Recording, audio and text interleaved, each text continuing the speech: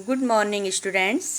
बच्चों, ये आपका संस्कृत का पीरियड है और इससे पहले आपका जो कार्य है चतुर्थ पाठ तक कंप्लीट हो गया है। पाठ 4 तक आपका वर्क पूरा हो गया है संस्कृत में और ये एक्सरसाइज मैंने आपको सब करवा ली हैं। आपने कॉपी में भी कर लिया होगा जो मैंने आपको काम दिया था। तो बच्चों, आज हम आते हैं पंचमः पाठ 5 की तरफ, जो है पंडिता रमाबाई। पंडिता रमाबाई की ये कहानी है, उनके बारे में बताया गया है और वो स्त्री शिक्षा में हमेशा आगे रहे हैं, तो उनके बारे में यह पाठ है और आपने ध्यान से समझना है। और मैं इसका फिर आपको सारांश भी अनुवाद भी लिखने के लिए दूंगी। तो बच्चों, ध्यान से देखिए आप, और आपने इसको पढ़ना भी है। कोई भी चैप्टर है आपने उसको एक बार रीडिंग ज़रूर करना है। यदि आप रीडिंग नहीं करेंगे तो आपकी समझ में कुछ नहीं आएगा। तो हम बढ़ते हैं अपने पाठ की तरफ। तो स्त्री शिक्षा क्षेत्रे अग्रगण्या पंडिता रमाबाई 1858 तमे ख्रीष्टाब्दे जन्म अलवत। जो रमाबाई थी उनका क्या है, स्त्री शिक्षा क्षेत्र अग्रगण्य, स्त्री शिक्षा क्षेत्र में अग्रगण्य मतलब आगे बढ़ने वाली पंडिता रमाबाई का जन्म 1858 में हुआ। अलभत हुआ, अलभत का मतलब होता है होना। तस्यः पिता, अब तस्य होता पुल्लिंग होता तो तस्य आता है, तस्यः स्त्रीलिंग है क्योंकि रमाबाई क्या है, स्त्री है। तस्या पिता अनंत शास्त्री डोंगरे, माता च लक्ष्मीबाई आस्ता। उनके पिताजी का नाम क्या था, अनंत शास्त्री डोंगरे। माता का नाम क्या था, लक्ष्मीबाई। तस्मिन् काले स्त्री शिक्षायां स्थितिः चिंतनीया आसीत्। तस्मिन् काले, उस समय, ये 1858 की बात है। उस समय क्या था, स्त्री शिक्षायाम, स्त्री की जो शिक्षा थी, औरतों को जो शिक्षा थी औरतों की, स्थिति चिंतनीय आसीत्। उस समय सभी औरतें पढ़ी लिखी नहीं होती थी और जो अच्छे घर की औरतें होती थी, जिनकी रुचि रहती थी कि हमने पढ़ना ही पढ़ना है, वही उस समय शिक्षित थी वो औरतें। बाकी तो क्या है, महिलाओं की जो शिक्षा थी वो इतनी आगे नहीं थी जैसे कि आज है। स्त्रीणाम कृते संस्कृत शिक्षणं प्रायः प्रचलितम नासीत्। उस समय क्या था, स्त्रीणाम कृते, स्त्रियों के लिए संस्कृत शिक्षा प्रायः प्रचलित नास्ति। स्त्रियों के लिए क्या है, संस्कृत शिक्षा उस समय प्रचलित नहीं थी। स्त्रियां मतलब कम पढ़ती थी संस्कृत। ऐसा नहीं था कि जैसे आज के डेट में सभी लोग पढ़ते हैं, तो उस समय नहीं पढ़ते थे। किंतु डोंगरे रूढ़िबद्धां धारणां परित्यज्य स्वपत्नी संस्कृत मध्यापयत। अब जो डोंगरे थे कौन, रमाबाई के पिताजी, उन्होंने क्या किया, रूढ़िबद्धां धारणां परित्यज्य, लोगों की धारणा को, जो रूढ़िवादी लोग थे उनको, उनकी बातें न सुनकर और उन धारणाओं को त्याग करके उन्होंने अपनी पत्नी, स्वपत्नी संस्कृत मध्यापयत, उन्होंने अपनी पत्नी को क्या किया, संस्कृत की शिक्षा दी। क्योंकि उस समय संस्कृत, औरतों के लिए संस्कृत की जो शिक्षा थी वो प्रचलित नहीं थी। लेकिन जो डोंगरे थे, रमाबाई के पिताजी, उन्होंने अपनी पत्नी को क्या दी, संस्कृत की शिक्षा दी। एतदर्थम, इसमें, एतद अर्थम सह, उन्होंने समाजस्य प्रताड़नाम अपि असहत, और इस कारण उन्होंने समाज की प्रताड़ना भी सही, समाज की बुराइयां भी सही। लोगों ने कहा कि ये तो अपनी पत्नी को क्या है, शिक्षा दे रहे हैं। कई चीज़ें उनको सुनने को मिली लेकिन वो आगे बढ़ते रहे। अनंतरम रमा अपि स्वमातुः संस्कृत शिक्षा प्राप्तवती। अब इसी कारण रमा ने, जो पंडिता रमाबाई थी, उन्होंने अपनी माताजी से ही, अपनी माँ से ही, स्वमातु अपनी माँ से ही क्या की, संस्कृत शिक्षा प्राप्त होती, संस्कृत शिक्षा प्राप्त की। कालक्रमेण रमाया पिता विपन्नः संजातः। कालक्रमेण, समय का चक्र जो होता है उसके ऐसा नहीं है कि हमेशा अच्छा ही समय रहे, कभी आदमी के साथ अच्छा समय आता है और कभी बुरा समय आता है। तो समय का चक्र ऐसा चला कि जो रमया पिता, जो रमा के पिता थे, विपन्नः संजाता, वह क्या हो गए, निर्धन हो गए। विपन्ना का मतलब होता गरीब, संजाता हो गए, वह गरीब हो गए। तस्याः पितरो ज्येष्ठा भगिनी च दुर्भिक्ष पीड़िता दिवंगता। अब देखो, तस्या मतलब रमाबाई की जो पितरो ज्येष्ठा भगिनी, जो उनकी क्या थी, बड़ी बहन थी, और भगिनी च दुर्भिक्ष पीड़िता दिवंगता, उनकी जो बड़ी बहन थी वो क्या हो गया, मृत्यु को प्राप्त हो गई। और तस्या पितरो, उसके माता पिता, ज्येष्ठा भगिनी बड़ी बहन, च दुर्भिक्ष पीड़िता दिवंगता, उनके माता पिता और जो बड़ी बहन थी वो क्या हो गए, मृत्यु को प्राप्त हो गई।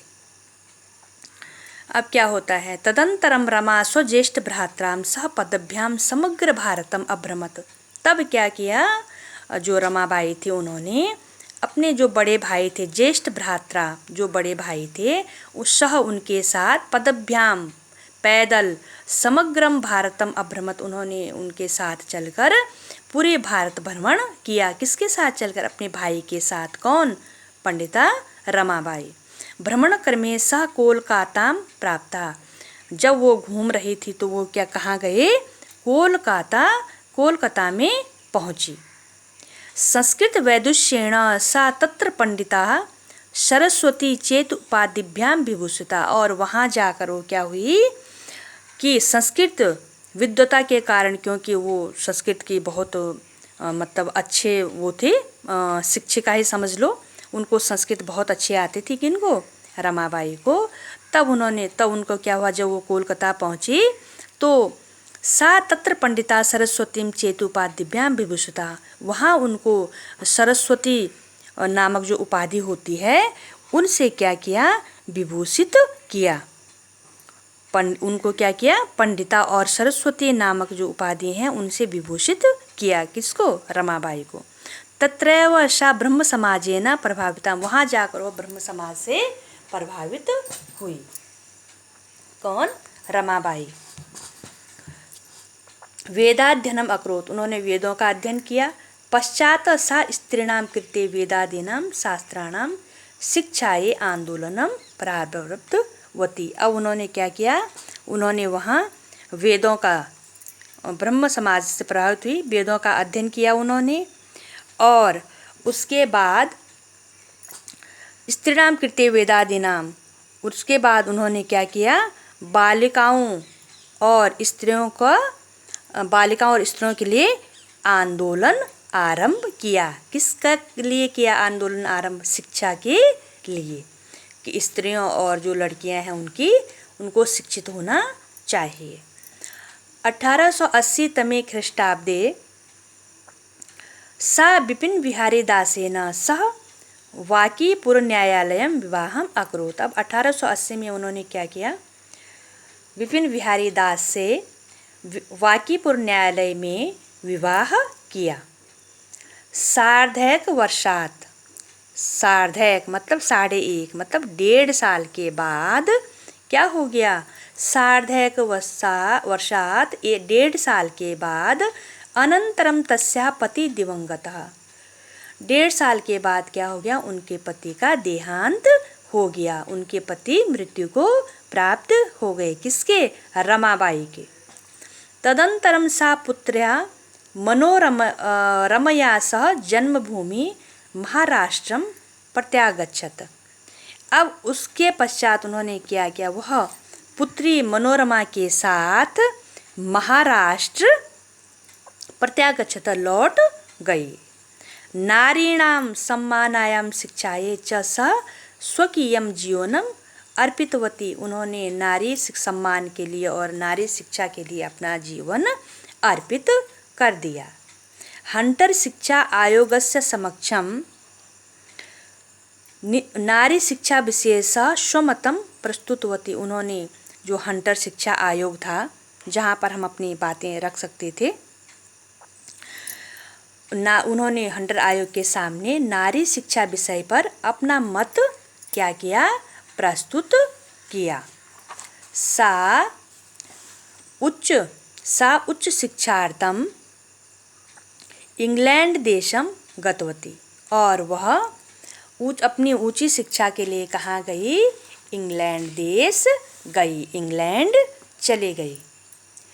और फिर क्या हुआ, तत्र ईसाई धर्मस्य स्त्री विषय के उत्तम विचारे प्रभाविता जात, और वहाँ पर उन्होंने स्त्री शिक्षा के लिए जो है ईसाई धर्म से स्त्री शिक्षा के लिए उत्तम विचारों से वो क्या हुई, प्रभावित हुई। वहाँ वो स्त्रियों के विषय में ईसाई धर्म के स्त्री विषयक उत्तम विचारों से क्या हुई, प्रभावित हुई।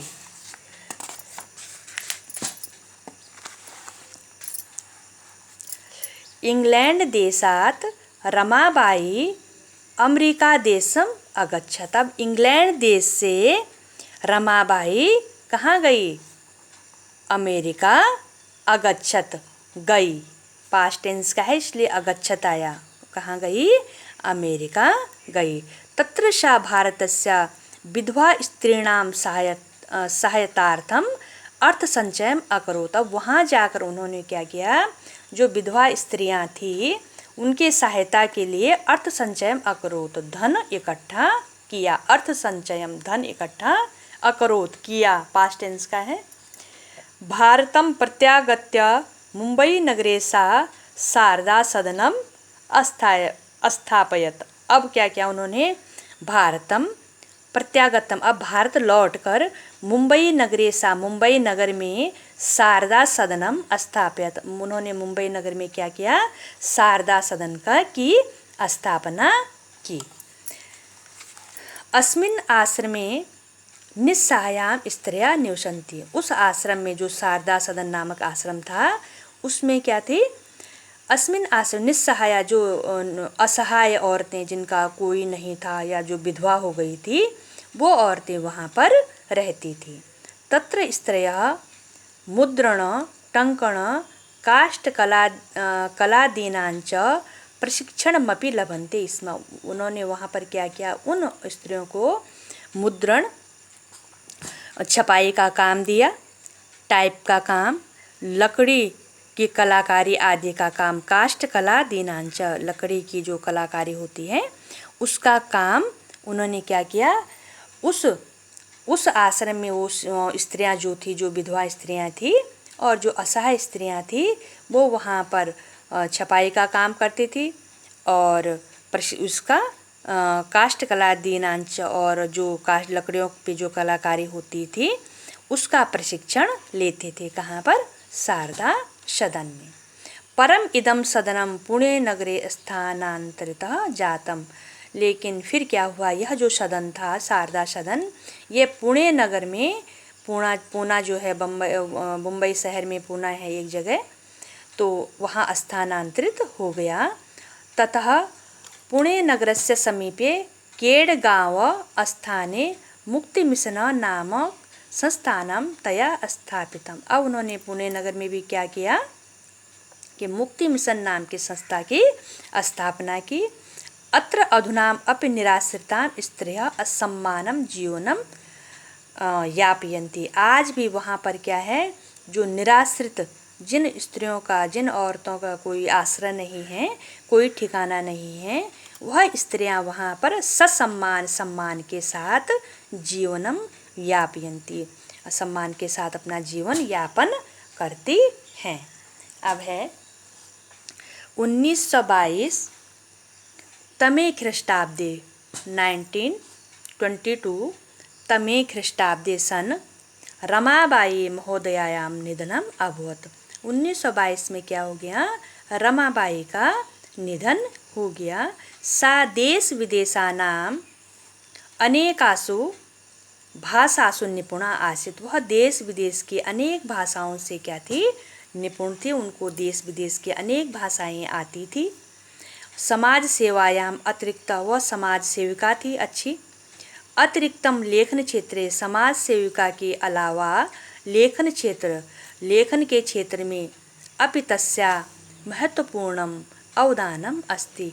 समाज सेविका के अलावा वह लेखन कार्य में भी बहुत रुचि रखती थी।